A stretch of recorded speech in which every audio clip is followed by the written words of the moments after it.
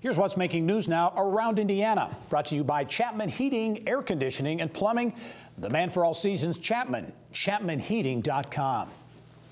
Well, there's a total of 156 opportunity zones granted throughout Indiana in 2018. The Franklin County town, this Franklin County town, is the very first in the state to complete a multi-million-dollar opportunity zone project. Around Indiana reporter Mary-Rachel Redman has more from Brookville. Dating back to the early 19th century, this tiny southeast Indiana town was once the epicenter of Indiana land grants and political power. Brookville touts 4 Indiana governors, 3 of which served consecutive terms from 1825 to 1840. But that all changed. So it was really a very vital portion of the government for the state. And then when I-74 came into play, the center refocused and took it away from Brookville. It was a dying community, and there was nobody to stay here.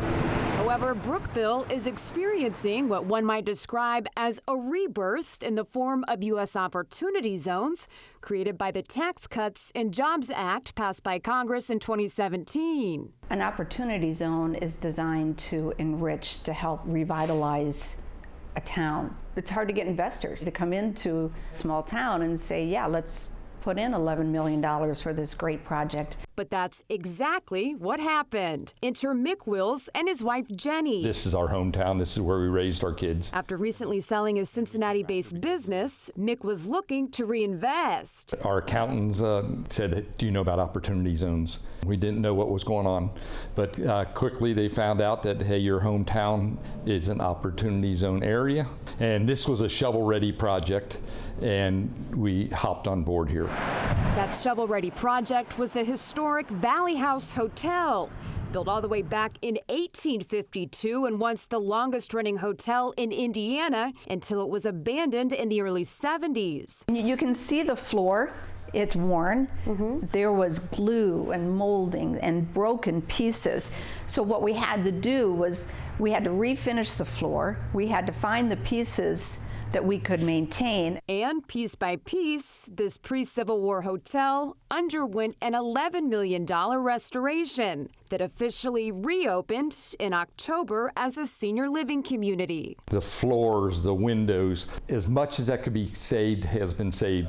But if you walk through this building, the staircase is the same. It's the heart of our community. It's directly across from the courthouse, and every photo of the courthouse over the last 150 years was taken from one of the windows here. This town would be lost without it. Never in a million years did I think that we'd have a group of investors come in a matter of months. So this has all been very exciting, and it's put everything on overdrive. You know, the speed at which some of these development deals is happening.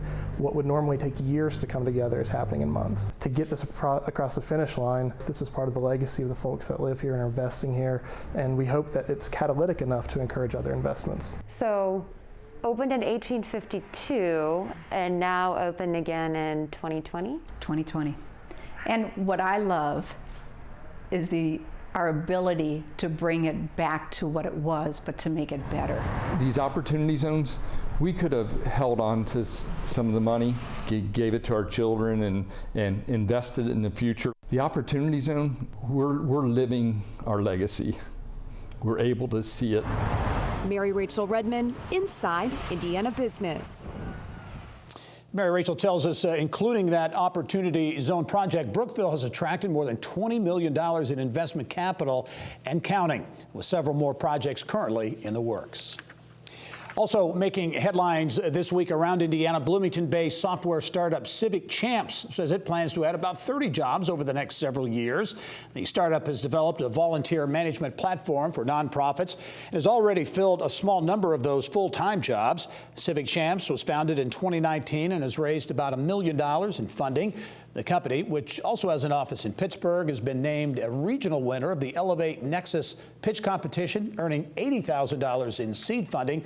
Also took part in the Venture Club of Indiana's Innovation Showcase.